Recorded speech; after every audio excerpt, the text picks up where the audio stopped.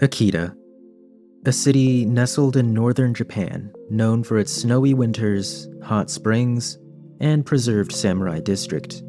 Capital city of the prefecture of the same name.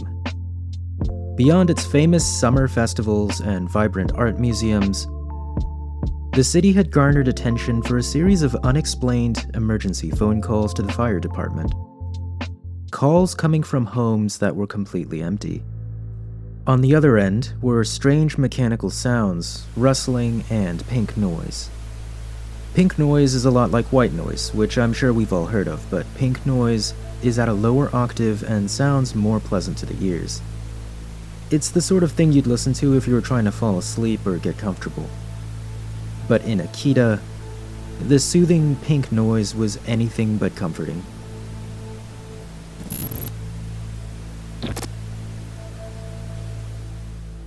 Japan has a unique emergency system. Dial 110 for the police, 118 for the Coast Guard, and 119 for the fire department. Beginning in May 2020, the fire department hotline began getting these unusual ghost calls. Dispatchers heard only machine-like sounds on the other end of the line, sometimes buzzing, sometimes a barely perceptible static, and other times, what seemed like the sound of rustling clothes. As is protocol for a silent caller, firefighters were sent to the addresses from where the calls came, only to find out nobody was home, or the residents were sound asleep, unaware that a call had been made at all. There was at least one call that came from a home that was totally abandoned. Something else the ghost calls had in common was that they originated from landlines. Apparently, quite a few of the phones were rotary models, but there's no data on the exact numbers or if it happened with newer model phones.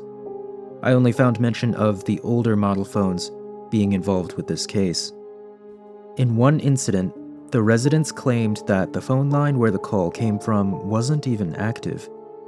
Confused, the fire department asked the regional telecoms provider, NTT East, to investigate the strange calls. The investigation is still technically ongoing as of the making of this video, but there are some pretty good theories out there. The strange phenomenon quickly made its way onto the internet. Speculation ranged from paranormal, to pranks, to electrical surges, to malfunctioning hardware.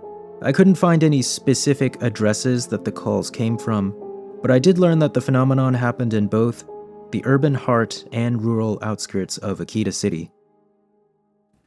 Let me rewind a few years back to 2014.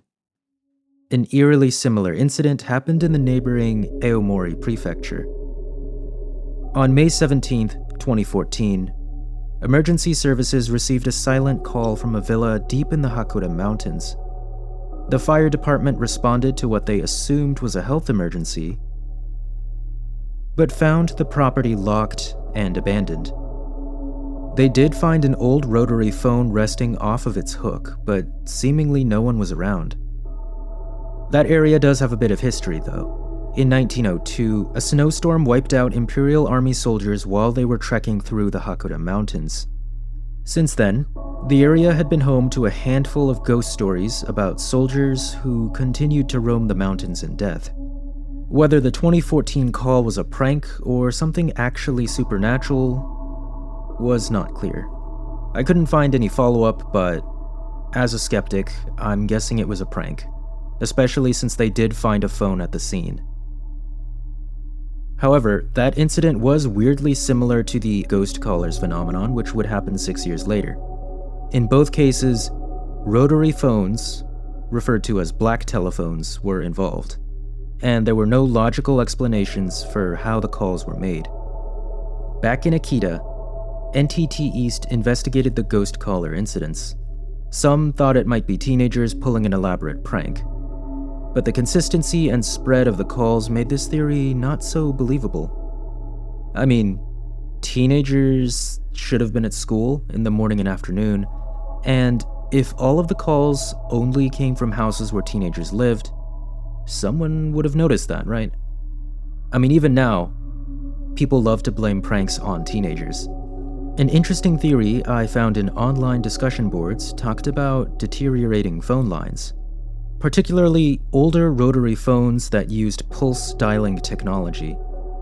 A malfunction, maybe from an electrical surge or strong wind, could lead to a misdial if the lines were repeatedly short-circuited. If the wires in a rotary phone were turned on and off at certain intervals, they could automatically dial numbers by themselves. A user on togetter.com commented that in order for a pulse dialing phone to misdial 119 specifically, it would have to short-circuit 11 times. Another comment in the same discussion was by someone claiming to live in one of the houses that a call came from. This is a translation, by the way. I had the same experience before. When my mother got home, an ambulance and a fire engine were there. There was no one at home, and there was no record of a call to 119. Later, I searched and found someone who had the same experience with an analog line failure. So I contacted NTT, and they were doing construction work on a nearby utility pole. I think NTT East is aware of this kind of incident. Another user said, apparently, when a telephone line is exposed to the elements outside and is about to break, it hooks up the line and sends a 119 sign when it repeatedly connects and disconnects. The key is that both ends are 1 and 9. A short contact results in 1, and a long contact results in 9. A third user mentions, if it's noise and a dial pulse, it seems likely that 117 was called a lot before 119. But it would be interesting to look into the calls to 113 and 116.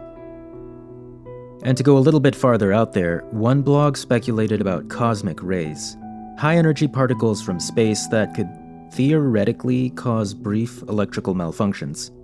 Still, these occurrences were too concentrated in location to be random events. And wouldn't it have affected more than just phones? A few others claimed the calls were paranormal. Japan as a whole, but particularly the North, was quite superstitious and spiritual, and believed in the paranormal. Someone claiming to be an NTT technician said on a discussion board that it was faulty wiring, which supports the theory that someone mentioned earlier about utility work being done.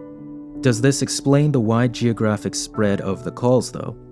Does NTT frequently do maintenance? Maybe they do. And it makes a lot of sense if that is the case. But does that result in pink noise?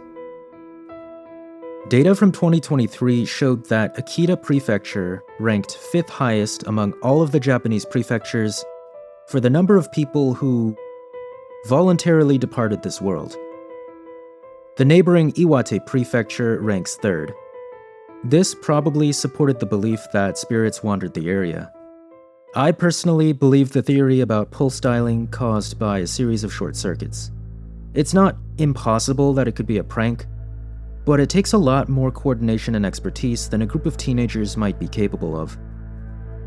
Or it might be a group of adults. A mystery that just might stand the test of time occurred in Fukui Prefecture to the southwest. Over 100 years before the Akita City ghost callers was the Blue Blanket Butcher of Mikuni, who eradicated an entire family before disappearing into a snowstorm. Check out my deep dive into one of Japan's oldest and most disturbing cold cases here. Thank you for watching.